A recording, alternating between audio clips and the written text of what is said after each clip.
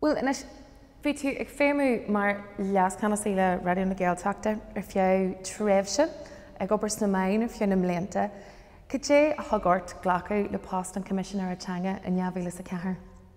Well, is toch doe sparel net na Rovain Sulugum in fasteri hael near Lurgman post near Lurganian fast Harmachian, ba hanik she near doyer gurtariu in postum, gurier and realtus ignam shnarum manumeligin kon keen leg ma votus a dal agus a shanad agus go gap on tuchtron me le postra yana. But duglan urnuer fa devi kuiblen agus fihe catch go play aga harry hilish na man play dan chud small kursi nochte kursi raha agus lehejition.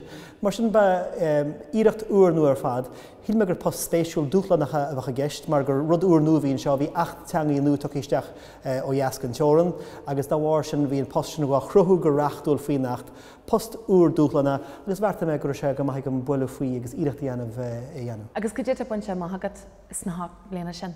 Well, ní me héanaan den is fear a dhéadú chuide bainte má. As daigur féidir rud a bhainire, tá nófik bunaiche aganne, tásan is daoine gur an dá lihéad go offic, tás a go chomáid ghfuil carta teanga a gáil go phobal na tíre, agus ghfuil dulgus airithe ar agriatí stáite lein na gailge. Sin rud náirtigiú rivision. Mar sin, as daigur féidir ra ghfuil níos airithe bainte mach ag an nifig héin, go digtar go fáile han sa stát chorasan is ghfuil carta ag pobal lor na gailge sa gailta agus ar fud na tíre, agus dá warsin ghfuil dulgusi ar na agriatí stáite ar frastal arushin agus munin sin digin sin gwil drama hen sin gwil dulgus monitorachta arhu gwil dulgus arhu service ombudsman ar fáil sin offic soganne agus sinna beidir an rud a smó tá bainte má go dictar níos fáile henéis gwil lehgrod agus carta teanga an go dictar gwil dulgus teanga an agus gwil an offic bonithe le sinna dhéanamh agus gwil an táanta sin bainte má hagann. Bú tuige mid ráist teag beidir miún an phobal a leith na géige go dé mar teisi na gahrú agus go dé mar bhéis sé amachchan seo ach ráist go dtí an reachtaíocht sin na tugahisteach ach na deangathe a figúile tugahisteach an neamhhéile is a trí agus bhí sé mar aimime áit agus spás a chrothú don teanga síl poblí na tíre seo. Thar a bhí téim léana níos muile ar éirí leis an áit agus an spás a chothú don teanga a bhhail. Well, ní réiles a ggóchain áit agus spáis a chrothúgan teanga agus tá barmnaí olmhór go fáil idir an televíse chuirtear ar fáil trí bhéir le gompar leis an televíse chuirtear ar fáil trí réilge ach tá sé fesaithe thras mar a bhí sé agus cinnte tá tuiscintí níos fearr a meascan lucht éibre an stát chóris faoin na dulgus atá orthu chuirtear níos mó séir bhí ar fáil íon náras bhí sin ach tá aistear fadaróin fós tá febannaí agus barmnaíon agus ag an nám chéarna tá ahrenniú a dhéanamh ar an nacht ó dheas agus tá caintear leasíthe santa a dhéanamh ar an nacht rud nach óldún go fáil cintáda bheitgur. Feictar gomsa bhfuil deis starúlanna sin an taachta ausú go mé béime a bhaid níos fearr ar nuair tá táhacht an phobal ach níl sé sin faoi mar réimse smaachta sin is gnógan réaltas sin dhéanamh agus na leasíthe stúrú fríí an iireachtais. A tá sulm gníine sin agus go méid go thora 8 níos fearr agus níos láidir agan. Ach an aon nóbal sé faoin smacht, sogad is cinnte go níomráthí sé sin antionathair ar nóbar atá idir leibh agad saola go le mar a Jimmer an tas aontas agus an chonspaid seo bhainean leis na hagraíochtaí bonmhaoinithe géalaigh sa tíir a cheann. Well, cinnte, agus sinan chuis gur muide mar if ag réimhníomh a chur streich mór moltúltaí a lethir an stát chuir fi ceidir nó dí becheartta bheits an nachteanga agus tá muidir rá mar hampla mar rud an bhunúsach ar fad gur cheart go má gach séirbhí a churann an stát ar fáil go phobal na gailteachta ar fáil tríhil go gan cheist.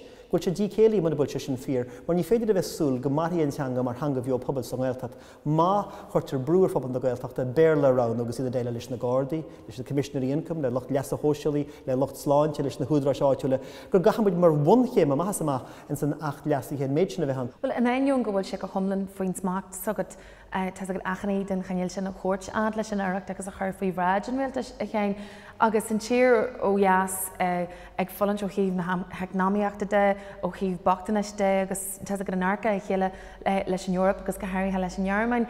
An mit inteice ar gáil tá agad na mé an réalta sásta iritin airde a chaithú nó a chóirt de lehead achanaí. Ní achanaí is cinenne críochnú le deanta gom gur bhain lí go háú seo. Ní chosnín se iad agus cent breise a bháin le net Gardaí le gailge chu go gédór. Tá 1,000,000 garda sa tír sa phoblacht ar fad. Tá neartta chu le gailge, is ceist riach an siimplí seo a cinnte go na daoine le gailge chu gobar sa ceantar gailteachta. Ní léon rocket science a gceistin seo, ní brain surgery seo, tá sé siimplí go má agus mar dtíanam ní le éon féinear a cibéirbe is chuid go lína tíre agus mas chuid go lína tíre catar géala gon lí gcónaí. Well, ó híomh reachtaíochta de is féidir sin na chur a bhéim agus tá dáine le sinna dhéanamh agus le cinse dhéanana de gneantar sin mars ceart agus go héfachtach. Ach ó híomh mion a phobal dá a chean luí tú cascaí dóran sin agus nachrú garda an le géalaigh le service cí a chur fáil an phobal áte. Aber cuairteoirí ag suas go dór ar chóir na géalaige a géirí géalaigh Lord le sipadóirí áte le muinte na háte agus seochain bhfuil an blas nó an chaáint cí nó ceart ag an ólamór sin Lord ar burla díra a ráist lá. Cé mar féidir an mion sin a áhrú agus a chrothú tá go gur linne ar fad an géalaigh achanlinne ar an eile seo ní hamhain muinte na géalteachta. Well ar bhealach ní bhainean an cheist éirithe sin na reachtaíocht teanga go bunúsach, mar ní féidir le aon reachtaíocht tuairimí sóisialta áhrú agus ní féidir le reachtaíocht gáil chun cinnear an phobal hain. Is gnóg an phobal hain a raibhteanga úsáid, ach an rud gur féidir le achtheanga dhéanana ná a chinú go dhéanaan an stát a bhúlgus. Agus is gnóg gon phobal hain a raibhteanga úsáid. Níl se éigeanta ag duine behan í dór gailge leirt, man mí le is ceistú a héine, ach sílim ghfuil se in Walta mas mí le tá buntaistí agus braba acnamíocht a baint ag éon phobal má tá cuairtarí teataisteach an na fólam gaeilge agus go chóir go bheiceach daoine sin. Ach pobl aráí an béirle a leirt le daoine atá sin ar thóir na gaeilge ar fólam gaeilge, siad nachfuil sin déanana aon wahas web hain nó crothú aon gnó web hain sa bhád tearma go bheicetar dóibh nach buntaiste bheith an. Ach ní féidir cinál an iniltarach chóisialta sinna úsáid le reachtaíocht le go gurtha dúlagus ar ghaoine sa phobal gaeilge Lord man mí. Ar an pointe tá géirí na muna bhfuil an mion dearfach sin a leitnatanga ag an one phobal ní bheith an urgent éileh ar na service cí publi a tosa géirí a chur a bhéim. Agus mar sin de caihí an rud áhrú món agus caihi se hachtú món. Déanam sa idir gealú an sontasach ar an dúlgus atá an stát ó hééis service peblií agus an dúlgus atá an síra nach éar, agus mar déanam ní chun an reachtaíochtteanga nó achtaanga aon dúlgus ar an duine éar éonra dhéanana faoi chuirsaí gaeilge. Ach feictar gomsa ghfuil báid agus takeíocht anláidir a gatainna ag pobl an deisgurt donteanga tá na survey na goléirha chrothú sin an cena smó agus an cena journey a riniu an cena rinne óscail na hhéir an manúid an sin harta beidir ciidir bliana chuin in na léire nócha trí fin géad go phobal na poblachta gur sé ar son corchan cín nó cuomhnú na teanga. Nócha trí fin géad, níos slú na 7 fin géad a bhí 9 na teanga. So tá takeíocht láidir a meascan phobal a gatainna gan teanga ní ansanga a achar fud na tíre. Agus siadm ghfuil bearna idir an bheon sin meon an phobal a lena teanga agus meon an stát chóris, na greidir ghfuil aine gur mína an réilge leirt. Agus statistic í maiche ó híb na teangan dá ar an taobh seo den teoran chumáid ins na sé chundaí. Bhfuil díama orsa nach bhfuil dlínse agat ar an taobh seo? Baineann an dlínse agam leis na fií sa sé chundaí, baineann achan 8 agus reachtaíocht ritar i dtíhan iireachta sem mála clia leis na fií sa sé chundaí agus ní gnó dúsa rud a bí tarlú a was rutíh seo an teoran. Is cist starúil dlíthúlaí seo mar dear agus ní bhaineann reachtaíocht an deisgurt beag na mór daine. Ach sa gais is go darlaíonn le net a mahan seo go dúrfar achtaanga stechans na sé chundaí seo agus má bhíon áfa commissioner teanga an seo be muide intasésta bheith cuabrú leis an duine sin cinú a rint ar goid cleachtas agus léidir sin lá agus mar is scá chéile bhharant muid na cuasaí seo. Ó híomhach na Gaeilge dá ó chuaigh, go dé an mhaith a bheith bhain de mé a lehead eile agus de mé a lehead agin. Bud is féidir me méid seo ra. Sa tréifse sular ó achtangaí ó jas, bhí muid de brach ar trolínte Jonacha hána má an stát chuir go gurfií seirbh siar fáil.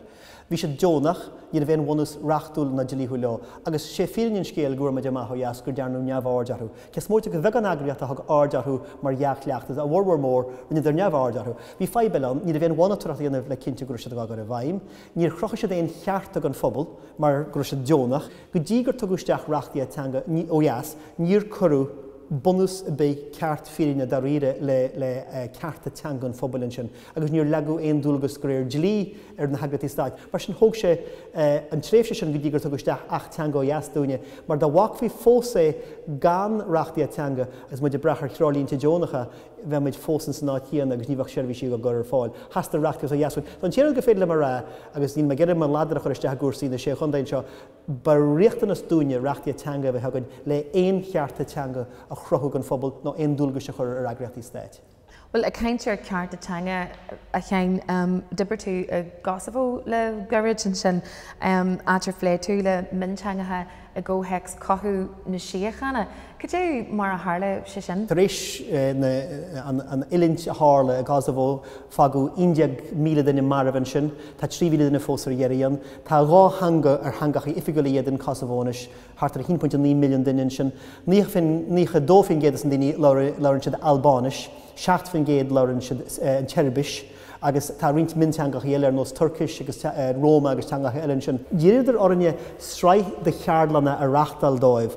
A muhinn sin chuid mag í Thessalonikas í régle se haanamh ile go am sír. Rinimid go Jonach agus ní chosan sé pín bháin an start. A gunné se haanamh mar gur ober Jonach a bheith anamh goneán agus dagramid cardlanna ar fáid tamilin sin don grúp ar fad a bhí pléilis nábhar seo as Kosovo. Agus an sin dír of gin fríomhara in Pristina orin caurúló mar chóirlaí seachtracha agus iad an rachtiad úr fríd an chóras an sin agus leganteach na slata tóis go ofig úr an commissioner tanga agus be commissioner tangi úr ga cheapan sin bunithe cuidhór ar an múna aganne ó jas. Tá glaci aculis go bunusa an náid go cyflint má tá achógeal agus achwintre sa gist in níana cyflinte ggóil se táhachta go mó cearta tanga mar chud gon fróise sin go gaiise sin bheit an chláir ebre. Ach ní hamhain sin ceartatanga le teanga teag féinúlacht agus ceist massa tá gceist fásta a chean go bh massa gin legar a chéile. Tá ar sin Harbhil táhachta agus is bunluchan iad sin an éon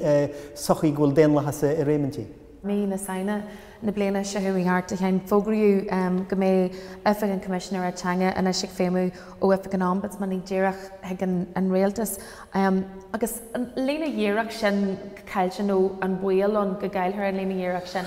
Could you remember why to him for sin agus a brid carhas dahagat mar commissioner tanga and initially came a bhíon done ethics sogat agus an initially came a bhíon done changa well she féidir scéal nach chuil rud bitarlaithe chorbe an de fógraú a mína saona na ríná gur sé geiste an réaltas cónasco a dhéanamh idir ethics agan agus an ombudsman níor pléú lumsa rihré bag na mór hinsiú am gur bhléthe go chinine dianta níor pléú le mó hinine.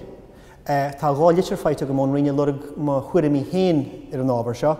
Tá mis sé ceapaithe i gcuachtar an na héireann ar tréimhse go dtí an darnla fichiad go bhí fearra fiche agus a sé déag mar commissioner teanga neamhsplach agus sin chóirlaid lítá agam ná go seaan sé sin agus ní léon athú tarlaíthir seo agus muidir caiintin seo mé ferristé nniuh.